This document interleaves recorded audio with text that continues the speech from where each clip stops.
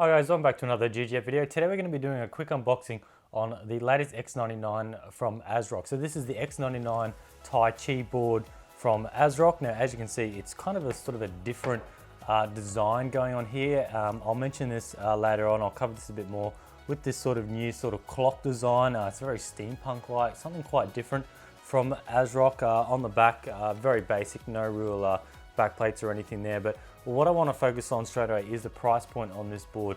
This I would consider this as being sort of a medium range spec board, but it comes in at the cheapest price I saw was $365 Australian.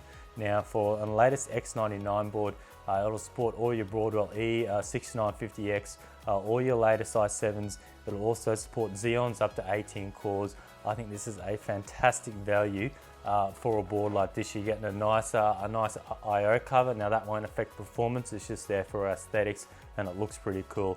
But yeah, we'll jump in, we'll see what's in the box and then we'll have a look at the board. Taking a look on the outside of the box, we see the X99 Taichi. Very sort of slick. We've got this clockwork sort of design, very steampunk looking on the rear. A lot of information there which we'll cover when we cover the board itself. Now looking inside the box, first off we see we have a driver disc with your ASRock case badge there. Probably don't need your driver disc. I'm not sure how many people have CD-ROM drives, but they are there if you need them. It's probably best to go online to get the latest ones anyway. Now we have a heap of SLI bridges. I've noticed a lot of boards these days, they do lack with supplying SLI bridges. Here we've got your standard three-way. Now I'll cover this later on, but this board does have odd spacing for your three-way. So you've got two close and then the third is further apart. Now we've got we'll have a look at this other bridge here. We've got your standard two-way, normal bridge there. And then lastly, now this one I was really impressed with.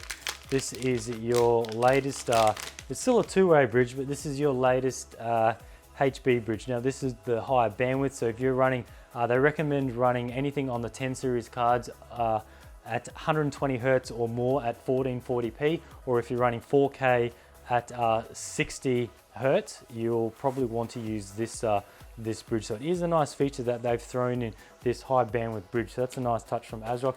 I/O shield, they've also continued the clockwork design on there, that little thing. I'll cover that later on. We'll open it up. We've got two SATA cables there. So we've got one right angle and one straight, probably the same one here. One right angle, one straight. We have the antennas. Now this does have AC wireless, that is a nice touch. We have these little bags here, don't throw these away. These are the screws for the M.2 drives. It's probably best to, some motherboards come with the screw already in one of the holes. It's probably best to throw these in one of the holes. Even if you're not using an M.2 SSD, it just keeps those on the board, so if you do upgrade to an M.2 drive later on. And then we have the manual there. Now must say, this is probably the thinnest manual I've ever seen. It's quite smaller than what I'm used to seeing, but probably don't need all the different languages like we do normally see. And then of course the board was underneath the rest of it there. Now we'll have a look at the board and some of the main features. First off, you can see it is quite a different design than what ASRock is sort of used to doing.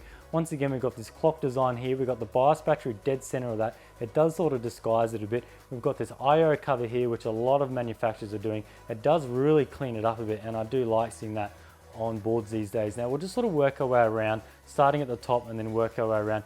Now we have a 12 power phase design. We have 8 for the CPU, and then we have 2 for each bank of 4 DIMMs. Moving on to CPU support, of course it's broadwell-e, latest 2011-3, so your 6950X and so on. It does also support the latest Xeon E5 CPUs, up to 18 cores, so that's really nice. For memory support, if you're running a standard desktop i7, you'll be able to get up to 128 gigabytes of DDR4 running at 3300 megahertz plus OC. Now for Xeon, if you're running the memory for that, you can run up to 256 gigabytes of ECC. So if you do want to build a mini workstation with the Xeon, you can get double the amount of memory support, which is nice as well. Now we have the inclusion of a pump header up here, so this can be either a CPU optional fan or a pump header. Now the reason why pump headers are sort of popular on boards these days is they provide the double amount of power as a standard fan header. So you're looking at 2 amps instead of 1 and 24 watts instead of your standard 12 watts for some of the pumps that take a little bit more juice than what you normally need. Now moving on to your SATA, we have 10 SATA all up, including SATA Express, and this will support all your RAID 0, RAID 1, 5, and 10 using the Intel Rapid Storage software. Now down the bottom here we have a Dr. Debug LED, which ASRock calls it, a nice little 2-digit display there. Now I really like with the dual BIOS. I've seen a lot of boards go away from this.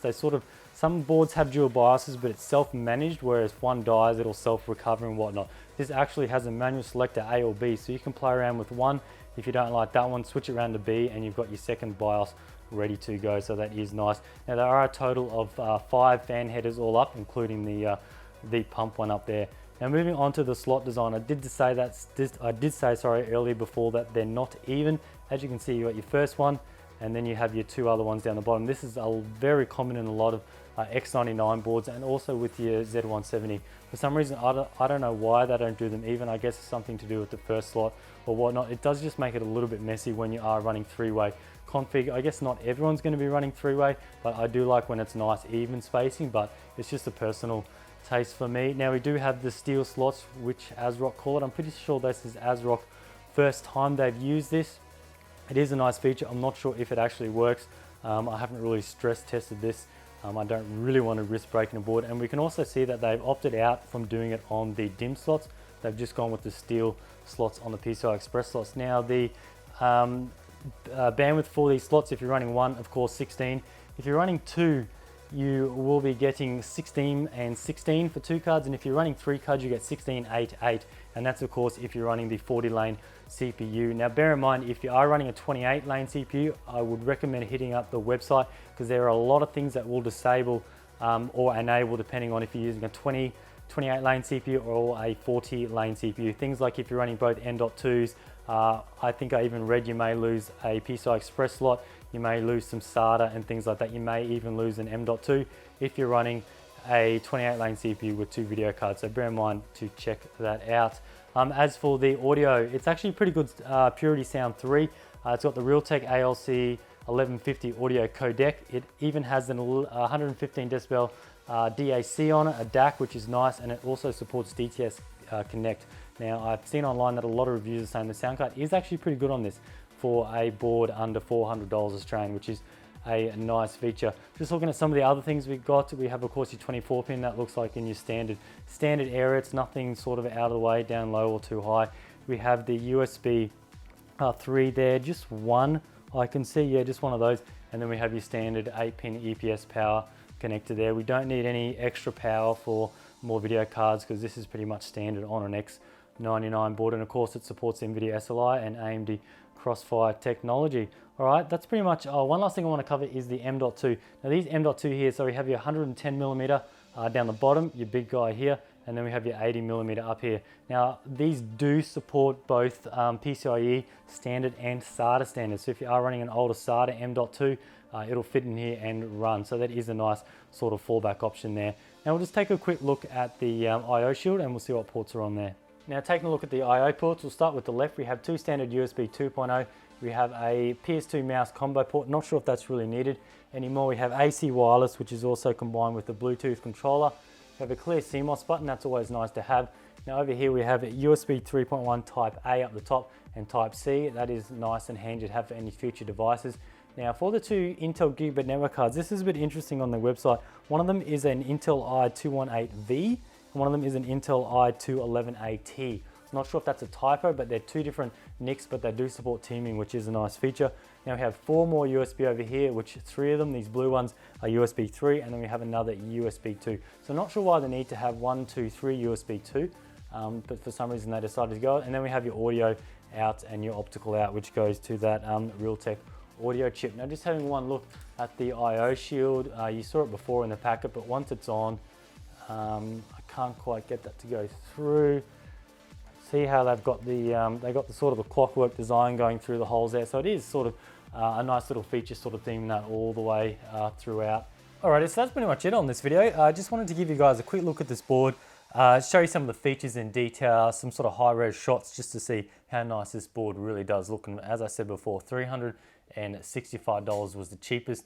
Your mainstream retailers, PLE, PCKS Gear, Scorptech, M-Wave, all those guys were around $370. So for under $400 for this, And if you want to make a server, a rendering box, throw in a Xeon, throw in some RAM, and you've got a sweet little system there. I was also impressed that they threw in the latest NVIDIA HB bridge. That was sweet, so you don't have to fork out one of those if you are throwing in two 1080s or whatnot with this. But yeah, really happy with this. I just want to thank ASRock for sending this out. I will put this in a build later on. I'm not sure what case I'll be using, and I want to thank you guys for watching, and stay tuned for next time.